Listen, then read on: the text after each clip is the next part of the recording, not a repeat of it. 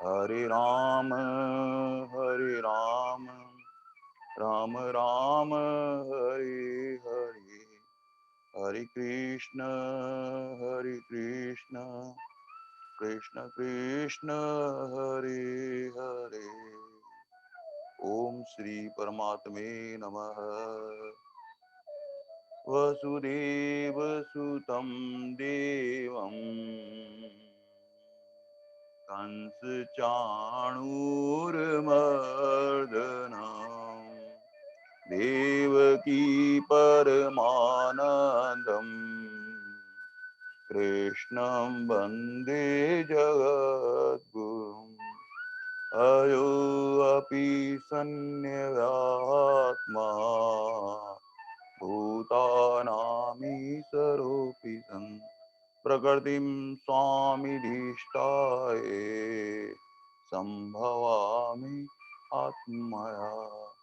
यदा यदा हि धर्मस्य ग्लानिर्भवति हि भारत अभ्युत्थानम् अधर्मस्य तदात्मानं सृजाम्यहम् परित्राणाय साधूनां विनाशाय च दुष्कृतं धर्म संस्थापनार्थाय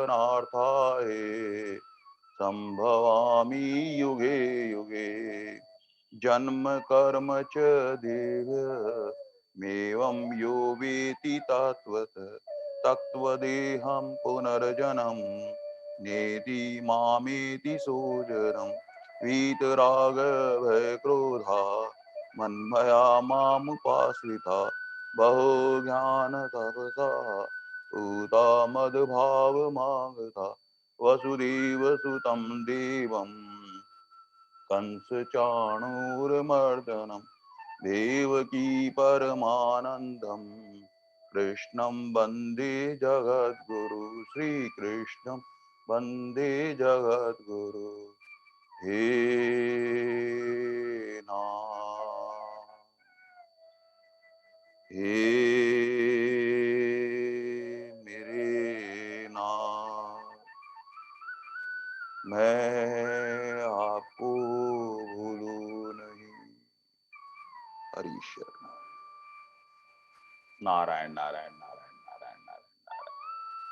अनंत कोटि ब्रह्मांड नायक परापर परब्रह्म परमेश्वर भक्तवांचा कल्पतरु शरणागत वत्सल भगवान श्री कृष्ण की महती करुणा कृपा से भगवान के श्रीमुख से प्रकट होने वाली वो गीता जी, और जिसको सुनने मात्र से हमें सहज सुख की अनुभूति होने लगती है।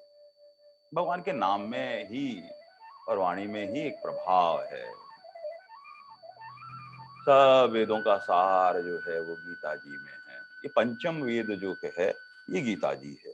सारे वेदों का सार इसमें सार गर्भित किया गया है।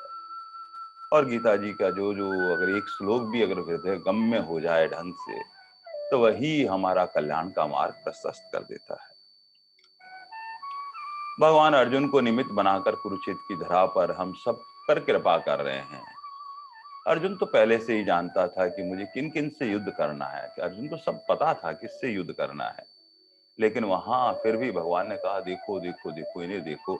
और भगवान ने जब देखो देखो कहा, दोनों सेनाओं के मध्य ले जाकर जब रथ को खड़ा कर दिया, तो अर्जुन में वो पता होते हुए भी कि मुझे इन सब मेरे परिवारजनों के साथ में युद्ध करना है, मेरे दादा गुरु हैं, मेरे शिक्षा गुरु हैं, द्रोणाचार्य जी हैं, सबसे युद्ध करना है। और उनके भीतर एक मोह उत्पन्न हो गया और उसकी वजह से क्या हुआ, भविष्य में होने वाली घटना को लेकर चिंतित हो गए। हम भी कहीं ना कहीं जो है भविष्य में कल्पना से कहीं ना कहीं दुखी हो जाते हैं। पुरानी कोई बात होती है स्मृति में, वह हमें दुखी करती रहती है। कल्पना हमको चिंतित करती रहती है।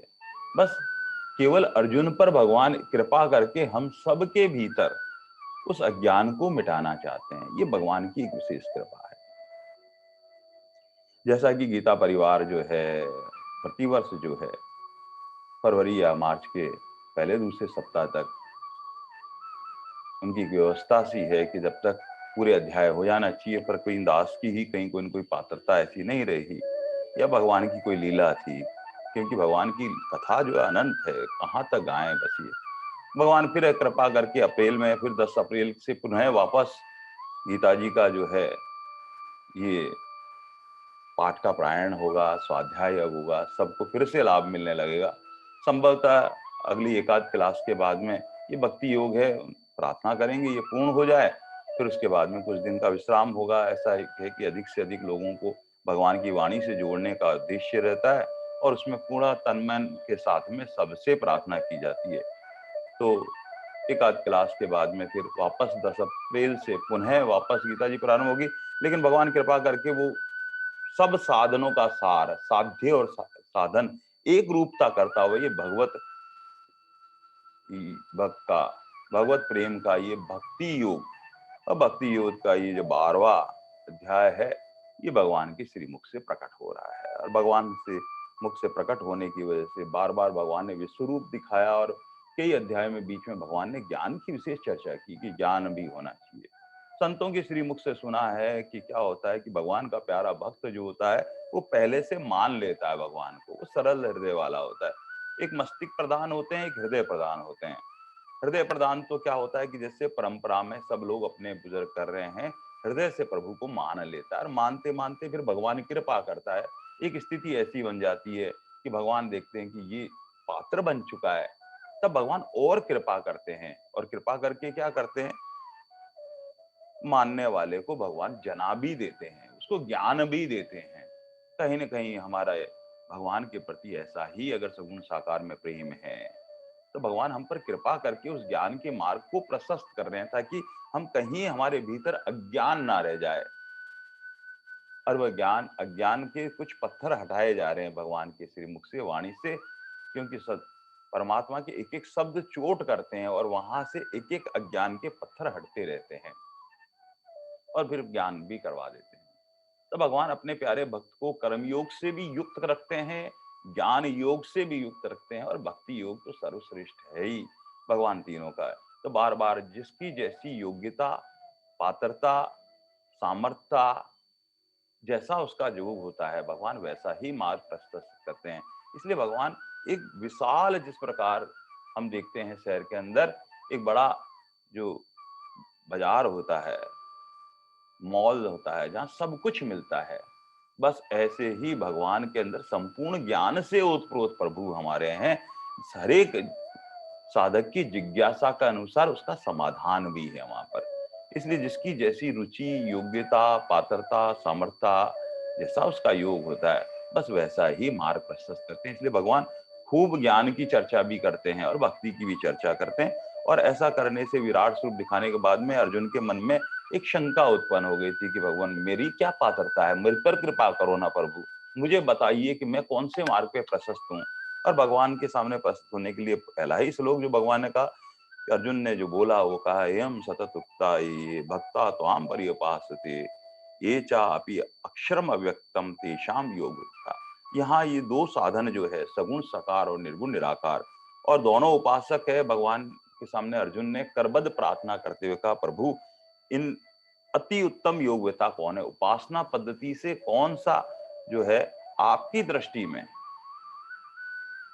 श्रेष्ठता है। दोनों ही सर्वश्रेष्ठ है, लेकिन सर्वश्रेष्ठ में भगवान कहते हैं के सामने अर्जुन ने पूछा कौन उत्तम योग देता है, कौन सा उपासना साधन अच्छा है।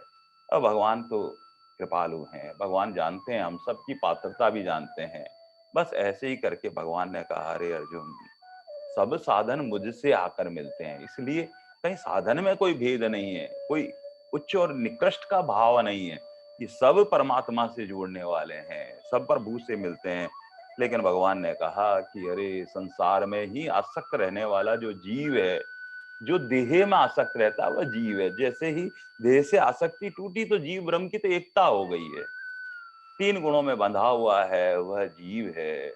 जैसे चावल के ऊपर जो छिलका होता है, वो छिलका माया का छिलका है, और जैसे ही माया का छिलका निकला फिर तो चावल चावल एक जैसा हो जाता है, जीव ब्रह्म की एकता हो जाती है। भगवान बस ऐसे ही कहते हैं कि जैसी जैसी जिसकी रुचि होती है, योग्यता होती है, पारिवारिक संस्कार होते हैं, पूर्व जन्म का संयोग होता है, सदगुरु की कृपा होती है, इन सबका सामंजस्य होता है, फिर एक पथ पर भक्त का मन आकृष्ट होने लगता है और बस उधर चलने लगता है। बस उसके लिए सहजता सरलता होती है। जिस प्रकार संसार में हम देखते हैं, किसी से पूछें कि आप तैरना जानते हैं क्या? तो कहता है अरे तैरना तो बहुत मुश्किल काम है। पर मैंने देखा है कि बहुत लोग तो पानी पर ऐसे उल्टे लेट जाते हैं और सहज ऐसे जैसे कोई पत्ता तैर रहा होता है, ऐसे तैरते रहते हैं। ना हाथ हिलाते हैं, ना पाँव हिलाते हैं, सांस को रोककर ऐसे सहजता से। उनसे पूछा जाए कि तैरना, वो कहेंगे अरे बड़ा सरल है, सहज है। जिस प्रकार साइकिल चलाना या गाड़ी चलाना किसी से पूछा जाए तो कहेंगे अरे ये तो बहुत सहज सरल है। लेकिन जो नहीं जानता है वो कहता अरे बड़ा मुश्किल काम है तैरना, तो पानी में बहुत डूबने का खतरा रहता है, गाड़ी तो मैं कभी चला ही नहीं पाऊंगा। लेकिन मैंने देखा है जिसकी योग्यता रुचि और ऐसी होती है तो 60-70 की उम्र में भी ये माताएं बहनें क्या करती है, 5-7 दिन कहीं ना कहीं ड्राइविंग स्कूल से संपर्क करती हैं, चलाती हैं और वो बहुत अच्छा चलाती हैं, जैसे बरसों से वो जानती हैं। बस ऐसे ही भगवान कहते हैं कि ये जो संसार में ही आसक्त रहता है, जो देह में अपनी आसक्ति रखता है और रजोगुण में रहते हैं, ऐसे अधिकांश हम जैसे साधक ही होते हैं। भगवान उनका ख्याल रखते हुए भगवान कहते हैं अरे अर्जुन, ऐसे जो एकाग्र मन करके निरंतर मेरे भजन में लगते हुए अति से श्रद्धा युक्त मुझे सगुण परमेश्वर को भजते हैं, वह योगियों में उत्तम योगी मान्य है। बस भगवान ने ऐसा एक सहज सरल साधन बताया और अर्जुन के सामने जैसे ही सहज सरल साधन बताया तो अर्जुन के मन में एक प्रश्न फिर पैदा उत्पन्न हो गया और वह हमारे लिए एक शंका का निवारण करता हुआ आया। और भगवान ने यही कहा फिर, अर्जुन ने तीसरे और चौथे श्लोक में भगवान के सम्मुख ये कहा कि प्रभु, क्या निर्गुण निराकार जो ब्रह्म के उपासक हैं, जो सच्चिदानंद घन को मानते हैं, वो उपासक उत्तम योग वेता नहीं है क्या?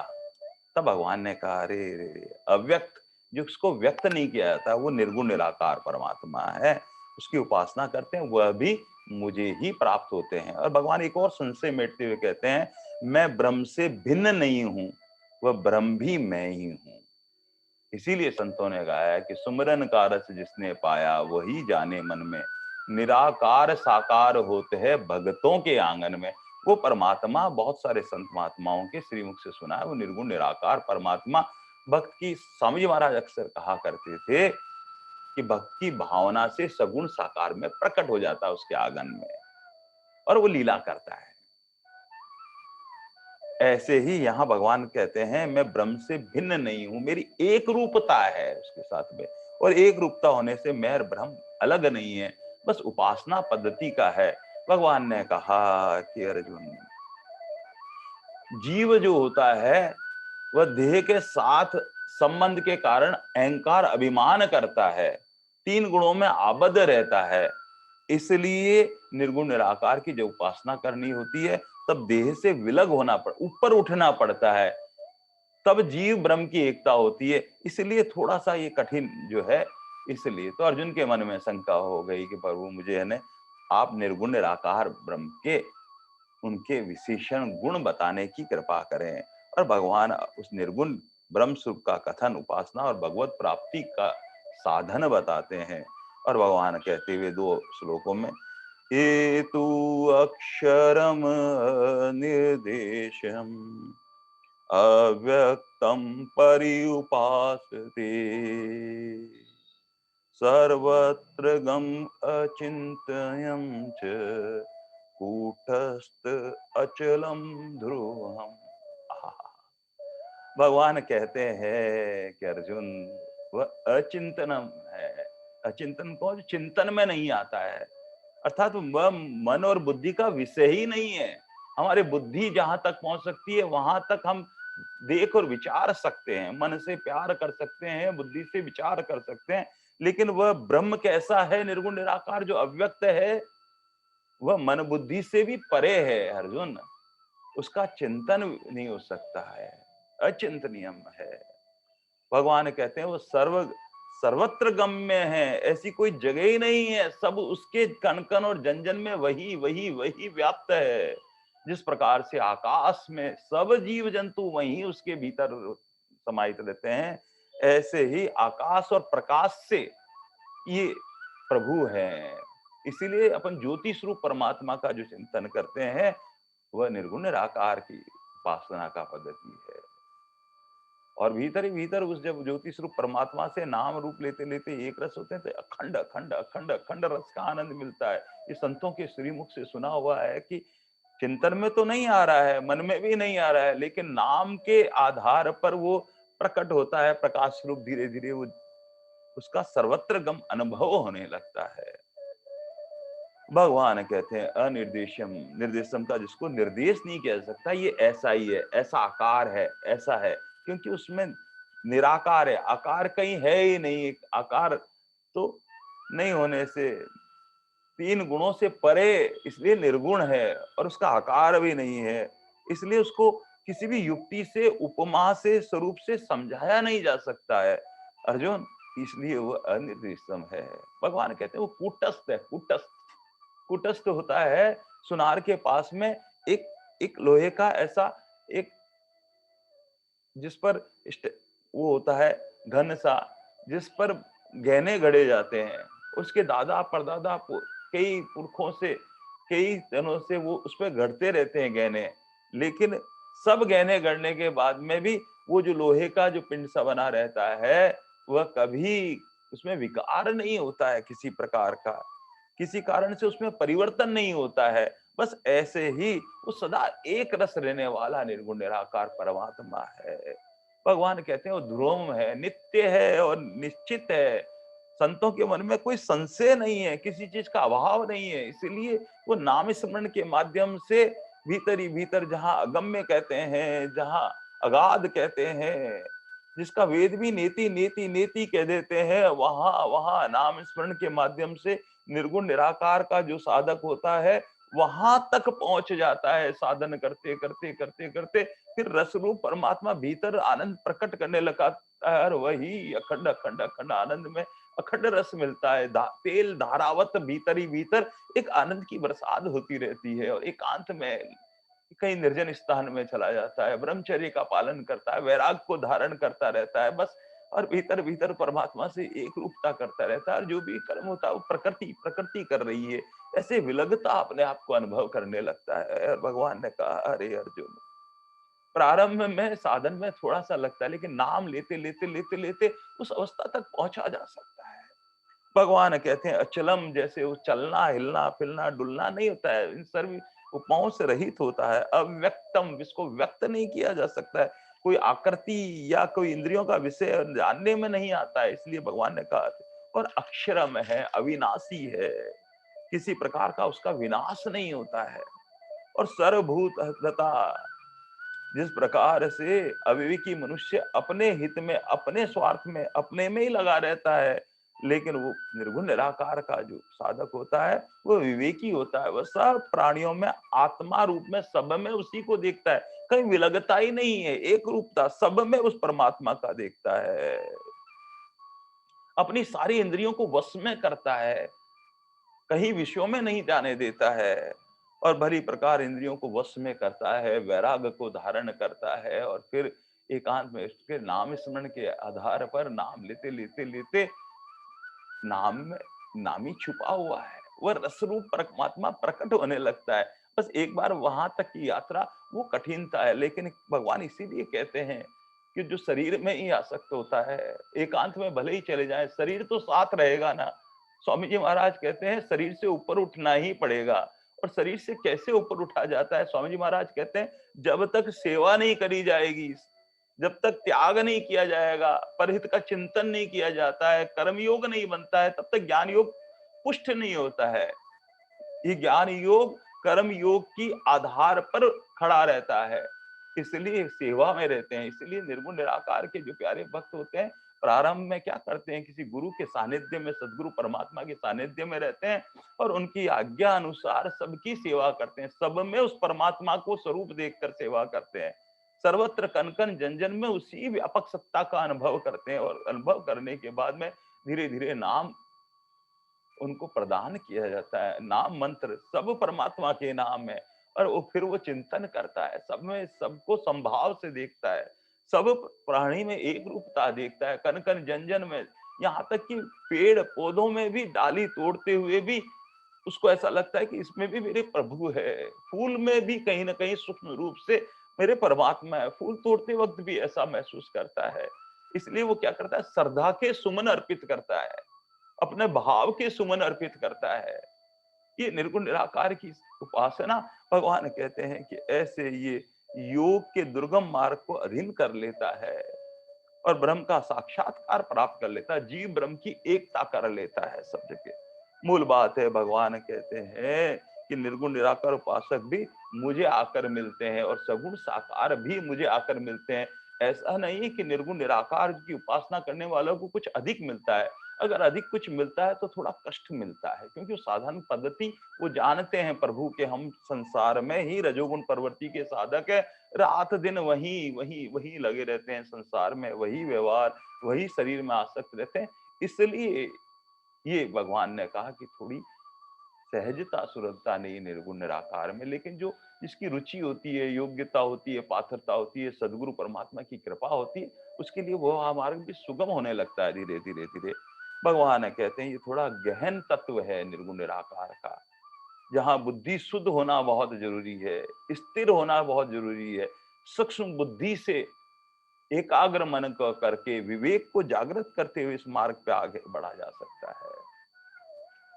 इसलिए भगवान ने यहाँ 5वें श्लोक में यही कहा, रे अर्जुन, निराकार उपासना में कठिनता इसलिए है, क्लेशम अधिकतर तेषाम अव्यक्तम चेतसाम अव्यक्ता ही गतिर्दुःखम देहवधि अव्यापते। ये सच्चिदानंद घन है। घन माने हथौड़ा, जो आनंद से भरा हुआ है, वह निर्गुण निराकार है। जो लेकिन ये आसक्ति जो शरीर में, मकान में, परिवार में, सब जगह चिपका रहता है, भगवान कहते हैं उसको बहुत बहुत परिश्रम करना पड़ता है, क्योंकि देह अभिमानियों द्वारा अव्यक्त विषय को गति दुख पूर्व प्राप्त, क्योंकि वो शरीर से ऊपर नहीं उठेगा जब तक कर्मयोग उसके जीवन में साध्य पूर्णता नहीं होगी। ये ज्ञान टिकता नहीं है। वैराग्य के पात्र में ज्ञान टिकता है। वैराग्य धारण करना पड़ता है, ब्रह्मचर्य का पालन करना पड़ता है, एकांत वास करना पड़ता है, और एकांत और लोकांत को एक रूप देना पड़ता है। एकांत भी आनंद में और लोकों से मिले तब भी कहीं न राग न देश, सब कुछ मिटा देता है। वो क्या करता है, आपा मेटे हरि भजे तनवंत अजय विकार निर्वेरी सब जीव सु दादू मत ये सार। आपा इतना कठोर अहंकार का रूप होता है। कठोरता के लिए संत दादू दयाल जी महाराज कहते हैं कि आपा अहंकार दो तरह का होता है। एक नमक की डली जैसा होता है, वह तो क्या होता है कि पानी में घोलो तो घुलता है, लेकिन एक पत्थर जैसा अहंकार होता है। वो बरसों जल में रहने के बाद में भी वह घुलता नहीं है जल में, वो तो केवल पिसता है, और वो राम नाम की चक्की में पिसता है। इसलिए नाम स्मरण करना पड़ता है। जो भगवान का प्रेमी रात दिन अहर्निश राम राम राम राम राम राम गुरु पद मंत्र को जीवन में धारण करके नाम लेता रहता है, धीरे धीरे उसका आपा अहंकार मिट जाता है। वो पिसता ही नाम की चक्की के पाटों के बीच में है। इसलिए आपा मेटे और रात दिन हरि बजे।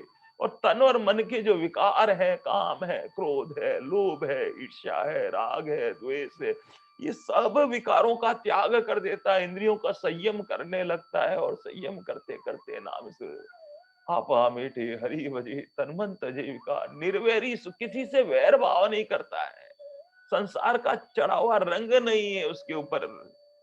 एकांतवास में है। बस एक वस्त्र है, उसी को ओढ़ना, उसी को बिछाना, सर्दी गर्मी अनुकूलता प्रतिकूलता सब में सहजता। इसलिए भगवान कहते हैं ऐसा जो प्यारा भक्त होता है, वह देह से आसक्ति से ऊपर उठकर फिर प्रभु को प्राप्त करता है। लेकिन ऐसी स्थिति नहीं बनती, इसलिए प्रभु कहते हैं कि ऐसी स्थिति रुचि और दृढ़ता पे बनती है, गुरु की कृपा से बनती है, तब वो साधन बनता है। सहज में ही ज्ञान मार्ग इतना सूक्ष्म सूक्ष्म विषय है, जहां पर अपने बल पर अपनी सामर्थ्यता देखते हुए फिर साधन करता है, तो क्या होता है, थोड़ी देर मन एकाग्र भी हो जाता है, और बाद में धीरे धीरे क्या होता है कि रिद्धि और सिद्धियां प्रकट होती है उसके मार्ग में। लोक प्रसिद्धि कराने लगती है।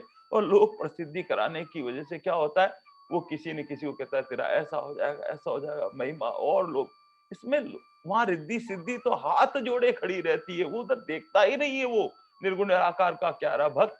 तब प्रभु के ब्रह्म जीव की ब्रह्म की एकता होती है। नहीं तो कहीं ना कहीं रुकावट ऐसी है कि सिद्धि रिद्धियों में ही फंस जाता है, फिर प्रभु की प्राप्ति नहीं होती है, उस परब्रह्म परमात्मा की प्राप्ति नहीं होती है। और बीच में फिर कहीं काम क्रोध, एक एक घाटियां हैं, कई है काम क्रोध लोभ की कई घाटियां हैं, कंचन कामनी कीर्ति की घाटियां हैं। इन सबको पार करते करते करते करते करते करते करते परमात्मा तक पहुंचने का साधन है। इसलिए भगवान कहते हैं अरे देह में आसक्त अहंकार वाला व्यक्ति के लिए कष्टदायक होता है। यूं मानिए कि प्यास को प्यास से बुझाना है, भूख को भूख से मिटाना होता है। कठिनता यहाँ है, किसी के दांत नहीं हो, पोपला मुंह हो और वहां पर लोहे के चने चबाने जैसा है प्रारंभ में। लेकिन जब भगवान का एक रूप रस आनंद आने लगता है, तब एक अलग अखंड अखंड अखंड रस भीतर प्रकट होने लगता है, फिर सहज सरलता है। प्रारंभिक अवस्था भगवान कहते हैं जो देह अभिमानियों के लिए कठिन है, देह से। इसलिए कर्मयोग का जिसकी पूर्णता हो जाती है, उसको ज्ञान फिर टिकने लगता है।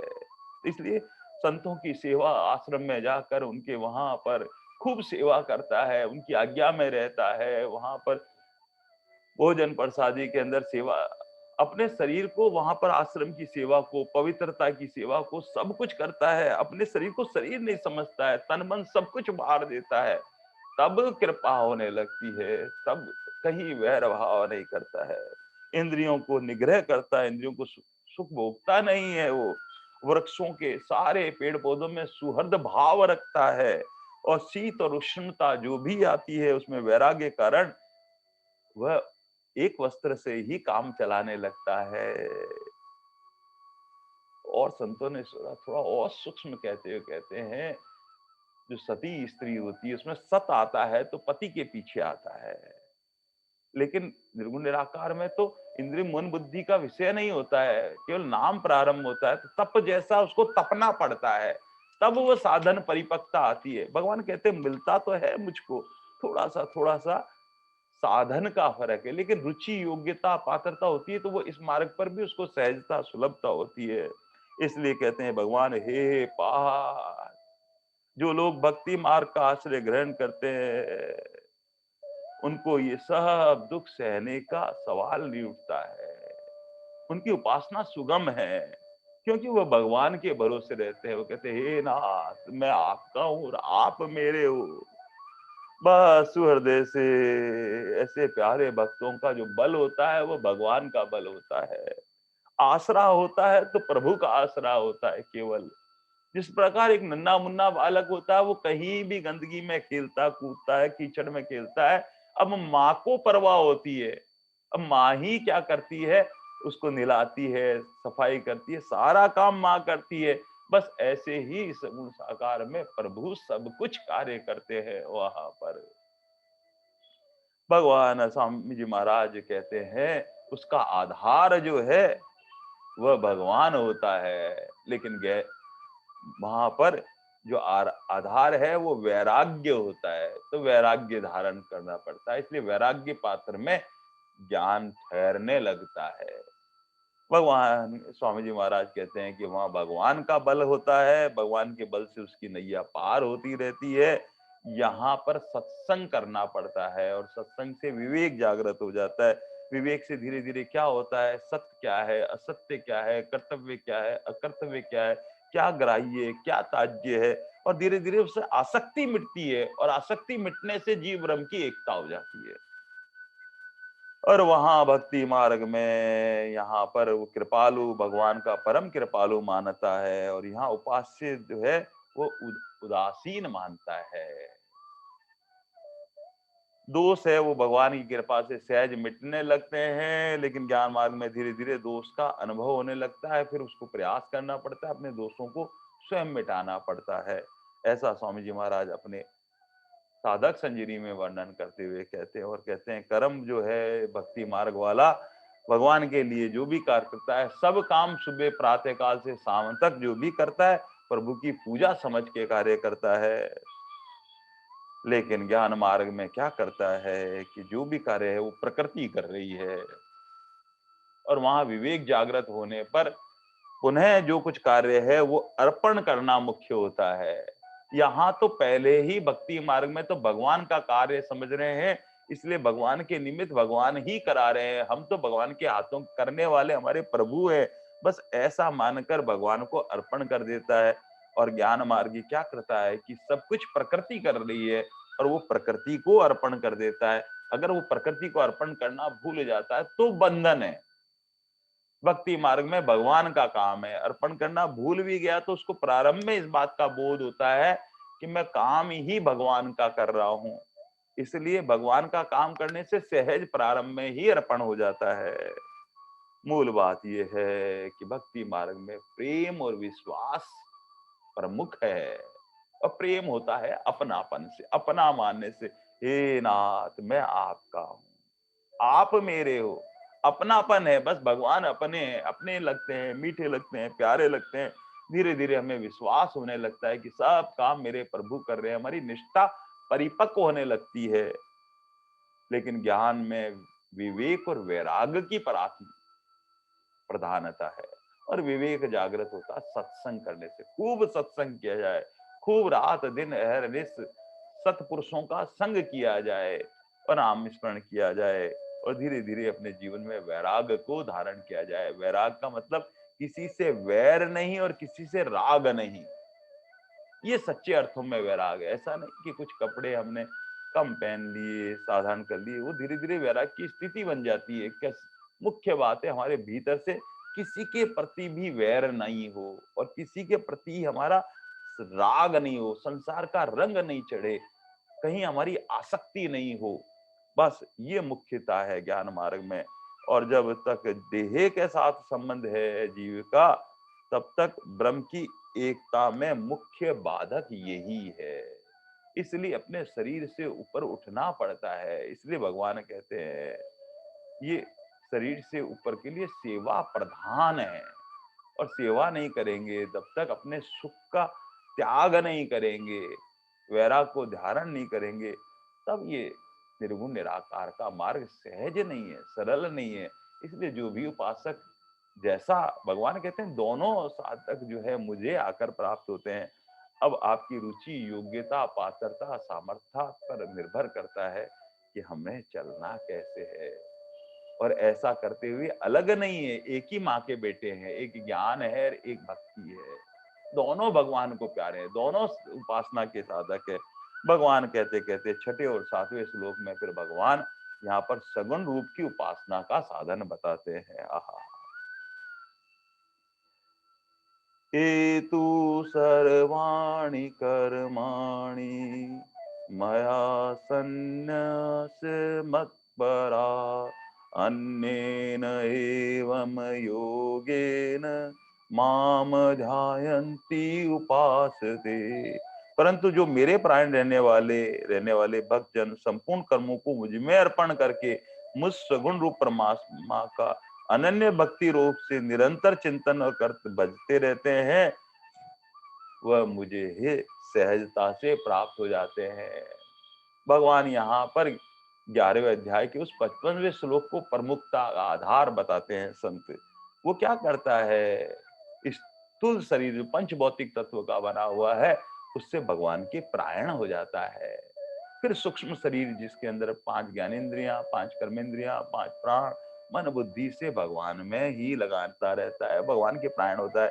उसे पता ही नहीं लगता है कि कब वो कारण स्वरूप से स्वभाव परिवर्तन होके भगवान से एक रूप हो चुका है। धीरे धीरे धीरे धीरे क्या करता है, वो किसी से वैर भाव नहीं करता है, आसक्ति रहित रहता है, और आसक्ति रहित रहता हुआ किसी से वैर भाव नहीं करता है। बस ऐसे भगवान में एक रूपता करता है। भगवान उस सगुण साकार की उपासना हम कहते हैं।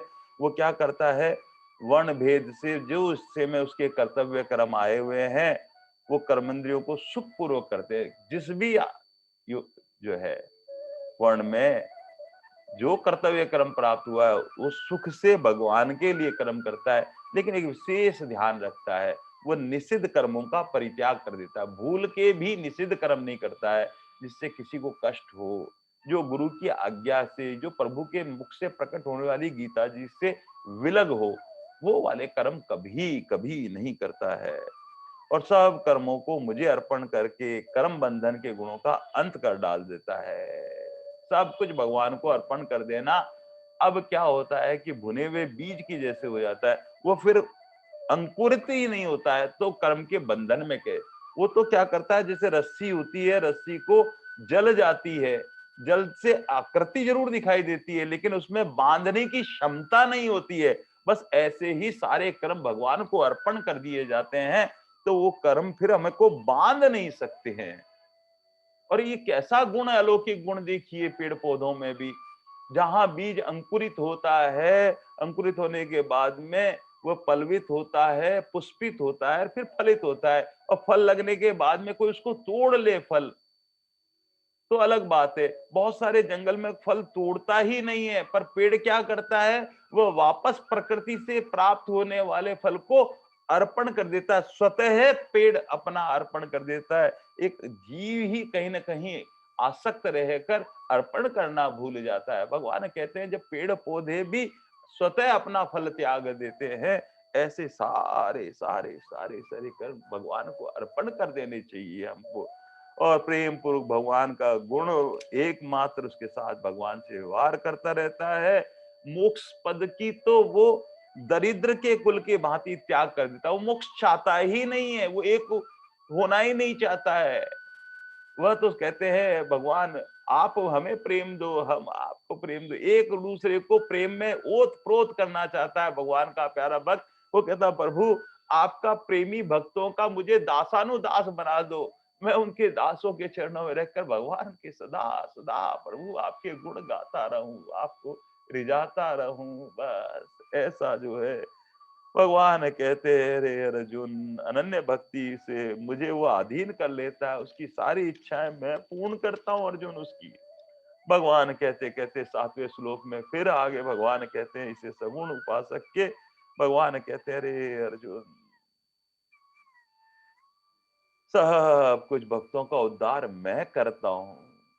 जैसे एक छात्र होता है वो पढ़ाई तो करता ही करता है, सब साधन करता है, लेकिन कोई टीचर का प्यारा हो जाए, किसी अध्यापक का प्यारा हो जाए तो क्या करता है अध्यापक, उसका चिंतन करने लगता है, उसके लिए कैसे ये अच्छा कार्य कर सकता है, उसके रात दिन चिंतन करता है, उसके लिए कोई ना कोई नोट्स बनाकर भेजता रहता है, कहीं ना कहीं उसकी कमी होता है तो दूर करता रहता है। बस ऐसे करके उसको 100% अंक लाने में सहयोग करते हैं, ऐसे ही हमारे प्रभु सहयोग करते हैं। आइए नाम स्मरण करते हुए आज पुनः 10-15 मिनट और जुड़ेंगे, भगवान के नाम के भक्ति योग की महिमा प्रकट कर रहे हैं भगवान। हरे रामा हरे हरे, हरे रामा हरे रामा, राम राम हरे हरे, हरे कृष्णा हरे कृष्णा, कृष्ण कृष्णा हरे हरे। भगवान कहते हैं कि सगुण साकार का उपासक जो होता है वो प्यारा भक्त, भगवान कहते हैं वो अर्जुन मुझे इतना इतना प्यारा और लगता है। जैसे माता के पेट से आता है, माँ के पेट से उत्पन्न होने बालक माँ को कितना प्यारा होता है, बस भगवान कहते हैं भक्त मुझे उतना ही प्यारा लगता है अर्जुन। अरे अर्जुन मैं क्या बताऊं, कलयुग के समस्त बाधा दूर करने के लिए मैं उसके लिए पट्टा लिख देता हूं कि तेरी जो जो कठिनता आएगी सब मैं दूर करूंगा तेरे लिए। जो भगवान का ऐसा प्यारा भक्त होता है, भगवान कहते हैं अर्जुन, उसके लिए मैंने पट्टा लिख रखा है, उसकी समस्या आने ही नहीं देता हूं मैं। भगवान कहते हैं अरे जिस प्रकार लौकिक जीवन में संतों का भाव है, कोई धनी व्यक्ति हो और धनी व्यक्ति की कोई पत्नी है, वो भिक्षाटन कैसे कर सकती है, वो भीख मांग कर कैसे खा सकती है। ऐसे ही मेरा प्यारा भक्त जो होता है, उसकी लाज मुझे होती है, मैं उसकी सारी लाज रखता हूँ, उसके होने वाले सारे कष्ट का निवारण करता हूँ। संसार में उठने वाली तरंगे जो भयभीत भक्त के लिए मैं राम कृष्ण और अनेक सहस्त्र नामों की नौकाएं लगा देता हूँ उसके लिए। और नौकाओं को फिर क्या करता हूँ, वो इस भवसागर में कहीं ना कहीं डूब रहा होता है, मैं केस पकड़कर उस नौका में बिठा देता हूँ और नाम रूपी स्मरण करके भक्तों का मैं तारक बन जाता हूँ, वो इस भवसागर से पार ले जाता हूँ। और पार ले जाते हैं, भगवान कहते हैं पार ले जाते प्यारे भगवान के भक्त लीला गा गा के, कथा गा गा के उसके तारक बन जाते हैं। संत महात्मा जो होते हैं भगवान की लीला गा के, अरे भगवान तो कहते रे अर्जुन, मेरे भक्त इतने इतने इतने प्यारे लगते हैं कि मैं उनके सामने छाती पर एक पेटी बांध देता हूँ प्रेम रूपी, सदा हृदय में पेटी। और पेटी बांधने से क्या होते हैं, वो भवसागर में सहज ही प्रेम से तर जाते हैं और पार चढ़ जाते हैं। और तब मीराबाई गाती है, मोहे लागी लगन गुरु चरणन की, मोहे लागी लगन गुरु चरणन की, चरणन की, गुरु चरणन की, मोहे लागी लगन हरणन की। भवसागर सब सूख गए हैं, भवसागर सब सूख गए हैं, फिकर नहीं मोहे तरनन की, मोहे लागी लगन चरणन की। वो प्रेम रूपी पेटी ऐसी बांध दी है, भव सागर प्रेम से सहज से तर जाते हैं। भगवान कहते हैं रे जो भक्ति करता हो चाहे पशु ही क्यों ना हो, पशु से मानुष कर देता हूँ, मानस से सिद्ध कर देता हूँ, सिद्ध से देवता करता हूँ, फिर एक रूप बना देता हूँ। इसलिए भगवान कहते हैं भक्त मेरा मुकुटमणि है, इसलिए ऐसे को मैं सदा सदा के लिए उसका उद्धार करने के लिए मैं तैयार रहता हूँ। इसलिए मंदिर में मैं सदा नंगे पांव खड़ा रहता हूँ, कब मेरा भक्त तत्परता से पुकार उठे और मैं सदा उस भक्त के लिए तत्परता से उसके विघ्न को दूर करने के लिए सदा सदा सदा खड़ा रहता हूँ। इसलिए हे भक्तराज धनंजय, तुम अनवरत इस मंत्र का पाठ करते रहो।